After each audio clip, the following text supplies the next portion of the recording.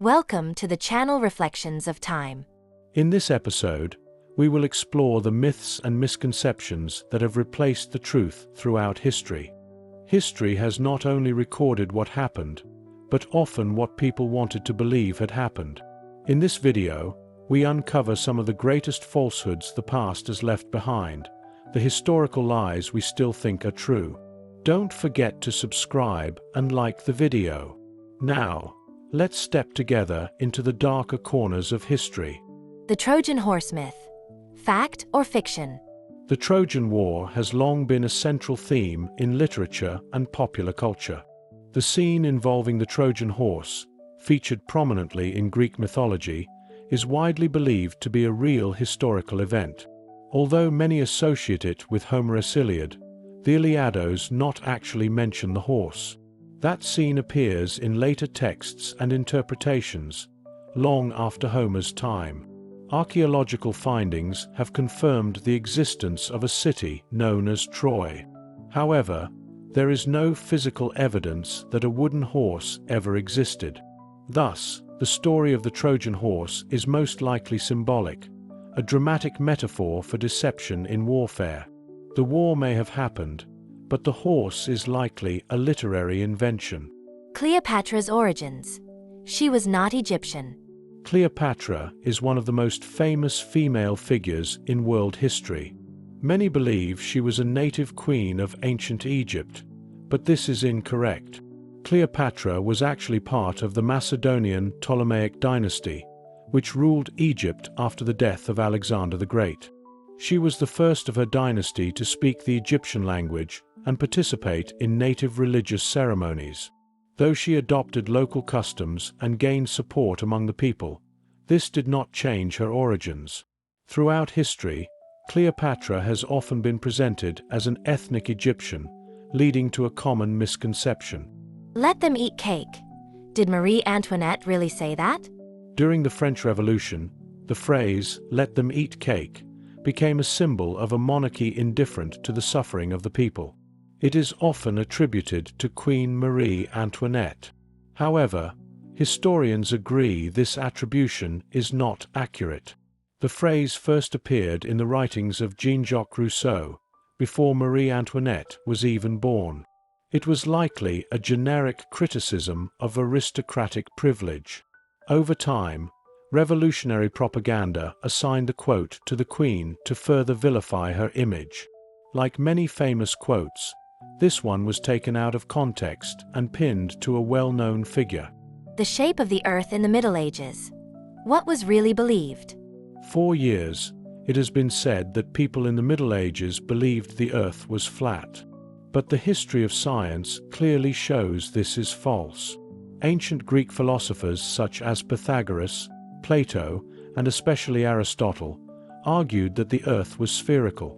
Later, in the 3rd century before the Common Era, Eratosthenes accurately calculated the earth's circumference. This knowledge was preserved and passed down among educated communities throughout the Middle Ages. When Christopher Columbus sailed west, it was not to prove the earth was round. That was already known. His goal was to reach Asia by sea, not to challenge the shape of the planet. Napoleon's height. Was he really that short? One of the most widespread myths about Napoleon Bonaparteus that he was very short. This idea even led to the creation of the psychological term Napoleon complex. However, historical records do not support this claim. Napoleon's height was recorded as about 5 feet 2 inches in French units, which translates to approximately 1 meter 69 centimeters today.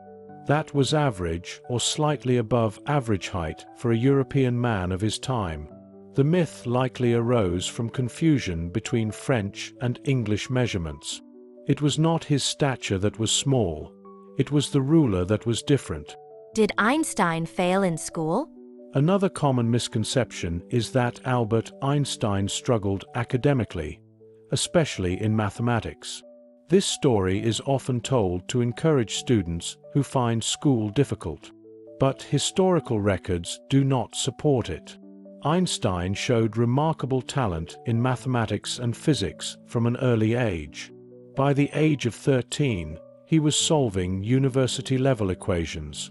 There is no official record showing he failed a class. The myth probably originated from misunderstandings about his unconventional learning style and his disagreements with teachers. Did Viking helmets have horns?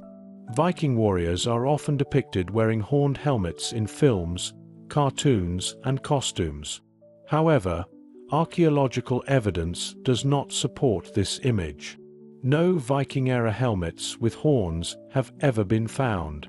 The idea likely originated from 19th century operas and theatrical costumes, especially those used in Wagner's Ring cycle. These designs were meant to look dramatic on stage, not to represent historical reality. In truth, Viking helmets were simple and functional, built for protection, not for appearance. Was there no science in the Middle Ages? The Middle Ages are often referred to as the Dark Ages, a time when science supposedly came to a halt. This view has been strongly challenged by modern historians. In reality, the Islamic world made significant advances in medicine, astronomy, mathematics, and philosophy during this period. Thinkers like Avicenna, Al-Khwarizmi, and Farabi contributed greatly to human knowledge. In Europe, scholars such as Roger Bacon, Albertus Magnus, and Thomas Aquinas also advanced intellectual thought. Science did not disappear. It continued in different forms and regions. Newton and the apple. Did it really happen? The story of Isaac Newton discovering gravity after an apple fell on his head is one of science's most famous tales. But whether it really happened is uncertain. The story was first recorded after Newton's death by those close to him. The best-known version comes from John Condit, the husband of Newton's niece. It was based on oral accounts, not Newton's own writings. Many historians believe the story is symbolic. It may represent a moment of inspiration, not a literal event. In any case, Newton's insights were the result of years of thought, not a single falling fruit. Did Shakespeare write his own plays? William Shakespeare holds a unique place in literary history. Yet there are debates about whether he actually wrote the plays attributed to him. Some scholars argue that his education and background were too modest for such sophisticated works. As a result, theories emerged suggesting that authors like Francis Bacon, Christopher Marlowe, or Edward de Veronese have been the true writers behind the name. There is no conclusive evidence for these claims, but the debate continues in academic circles. The 300 Spartans. Were there really only 300? The Battle of Thermopylae is one of the most iconic moments in ancient Greek history. It is often said that King Leonidas and his 300 Spartans held off a massive Persian army. However, the full story is more complex. At the beginning of the battle, there were around 7,000 Greek soldiers from various city-states. As the situation worsened, Leonidas sent many of them away and stayed behind with his core Spartan force, along with a few hundred Thespians and Thebans. The famous 300 story simplifies and dramatizes the event for effect. Did people in the Middle Ages never bathe? Another myth about the Middle Ages is that people never bathed. While hygiene declined during certain periods, particularly during plague outbreaks and under religious restrictions, this does not mean people were always dirty. In early medieval Europe, public bathhouses inherited from Roman culture remained in use. In the Islamic world, cleanliness was a religious duty and encouraged scientific development related to health. So while bathing habits changed over time, the idea that the entire Middle Ages were unhygienic is inaccurate. Why is history full of myths? History is not only shaped by facts, but also by how people choose to remember or tell those facts.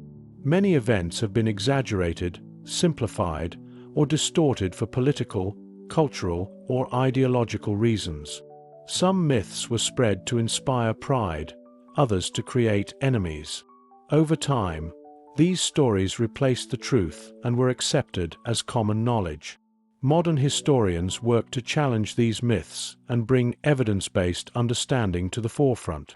Their goal is not to destroy stories, but to reveal the reality behind them. Conclusion. History is not only about what happened, but also about how it was remembered.